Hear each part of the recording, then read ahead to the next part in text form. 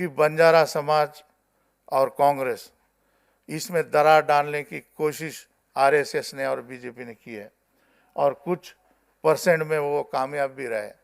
जैसे पौरा देवी जैसे देवस्थान को उन्होंने कब्जा कर लिया। आज श्री महाराज जी है, बलैया नायक जी के नेतृत्व में श्री महाराज जी को हमने यहाँ बुलाया। ये सेवागढ़ जन्म स्थान से है, जहाँ पे संत सेवालाल महाराज का जन्म हुआ, उस पवित्र स्थान से ये हमारे पुजारी और मुख्य पृष्ठ वहाँ पे है। तो मैं कहना चाहूँगा कि बीजेपी आरएसएस ने कुछ मंत्री, कुछ विधायक, कुछ सांसद का टिकट दे के कि विधायक बना के, मंत्री बना के इस समाज को गुमराह करने की प्रयास कुछ परसेंटेज में सक्सेसफुली रहा है। लेकिन अब समय आया है कि बंजाराओं को भी सुधरने की ज़रूरत है।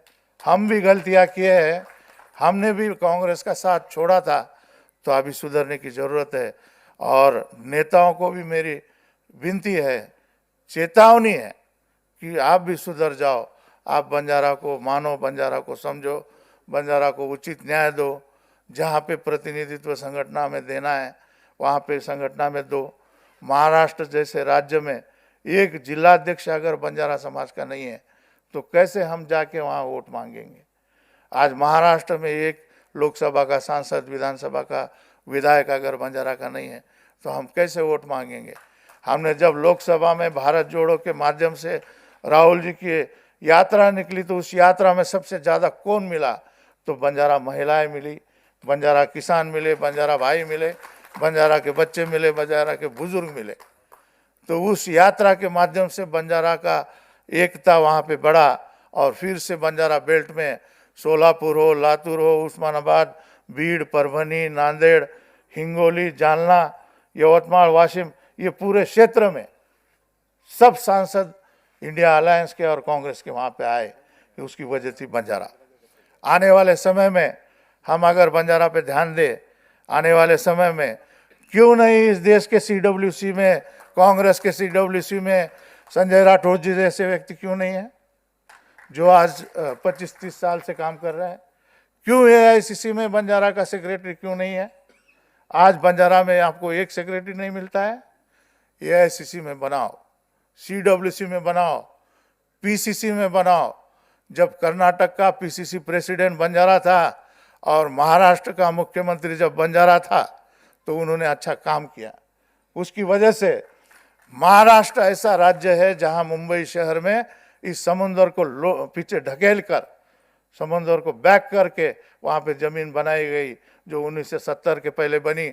वसंतराव नाइक महानायक जी और उनकी संकल्पना लेके दुबई अभी समुद्र में जाके जमीन बना रहा है। तो ये संकल्पना 40 साल, 50 साल, 60 साल पहले जिस व्यक्ति ने रखी वो बंजारा था। अगर बंजारा इतना विकास प्रिय और बड़े विचार वाला है तो आज इस देश के कितने राज्य का प्रमुख, पीसीसी का चेयरमैन और मुख्यमंत्री बंजारा है, ये सोचने की जरूरत कांग्रेस पार्टी को है। अगर कांग्रेस पार्टी फिर से बंजारा को अपनाएगी तो मैं जिम्मेदारी से कहना चाहूँगा कि ये वही बंजारा है जिनको इंदिरा जी ने पहचाना था, ये वही बंजारा है जिन्होंने राजीव जी ने पहचाना था, ये वही बंजारा है जिन्होंने सोनिया जी ने पहचाना था। तो अगर आप बंजारा को प्यार दोगे तो बंजारा आपको सत्ता देगा, बंजारा आपको सम्मान देगा, बंजारा आपके लिए लड़ेगा, मरेगा। क्योंकि ये वो समाज है जिससे अंग्रेज डरे थे, ये वो समाज है जिससे क्रिमिनल ट्राइब का नाम देके इनको बंदिश कर दिया था, इनको जेल में डाल दिया था।